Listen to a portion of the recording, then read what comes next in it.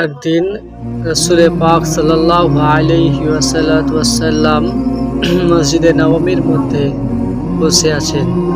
সামনে রয়েছে তামাম সাহাবায়ে আজমাইন। ইতিমধ্যে একজন সাহাবা নবী পাক সাল্লাল্লাহু আলাইহি ওয়াসাল্লামের দরবারে হাজির হলেন এবং নবী পাক সাল্লাল্লাহু আলাইহি ওয়াসাল্লামকে প্রশ্ন করলেন, হাবিবি ইয়া রাসূলুল্লাহ সাল্লাল্লাহু আলাইহি ওয়াসাল্লাম, আপনার পদতলে আমার মা ও বাবা কুরবান হয়ে যাক, আপনার কাছে একটা জিনিস জানার ছিল। রাসূল পাক সাল্লাল্লাহু আলাইহি ওয়াসাল্লাম ইরশাদ করেন, বলো কি তোমার জানার আছে। সেই সাহাবা তখন রাসূল পাক সাল্লাল্লাহু আলাইহি ওয়াসাল্লামকে ইরশাদ করেন যে, হুজুর, কিয়ামত কখন আসবে, কিয়ামত কখন আসবে। রাসূল পাক সাল্লাল্লাহু আলাইহি ওয়াসাল্লাম সেই সাহাবাকে বললেন, তুমি কি কিয়ামতের জন্য প্রস্তুত হয়েছো, তুমি কি কিয়ামতের জন্য তৈরি হয়েছো।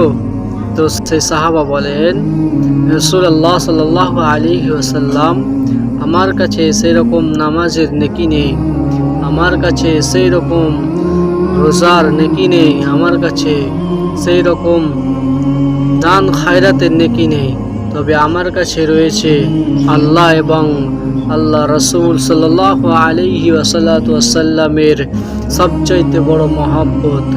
আমার দিলের ভেতরে, আমার কলবের ভেতরে রয়েছে সেই মহব্বতের চিরাগ, সেই মহব্বতের হারিকেল জ্বলতে আছে। রাসূল পাক সাল্লাল্লাহু আলাইহি ওয়াসাল্লাম এই কথা শুনে সেই সাহাবাকে বললেন, সেই সাহাবাকে ইরশাদ করলেন, যদি এই কথা তোমার সত্যি হয়ে থাকে, সত্যি তুমি যদি আমি এবং আমার আল্লাহকে ভালোবেসে থাকো, তাহলে জান্নাতে তুমি এবং আমি একসঙ্গে রইব। যেটা বলেন সুবহানাল্লাহ। তাই ব্রাদার ইসলামিয়া, আমি আপনাদেরকে বলতে চাই যে যদি আল্লাহকে পেতে চান, যদি জান্নাত পেতে চান, তাহলে রাসূল পাক সাল্লাল্লাহু আলাইহি ওয়াসাল্লামকে মহব্বত করবেন।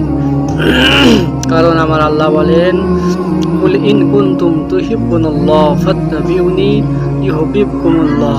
হে হাবিব, আপনি বলে দিন, যদি আমি আল্লাহকে কেউ ভালোবাসতে চাই, তাহলে আপনি নবীকে যেন সে ভালোবাসে এবং আমি আল্লাহ তার সমস্ত গুনাহকে মাফ করে দেব।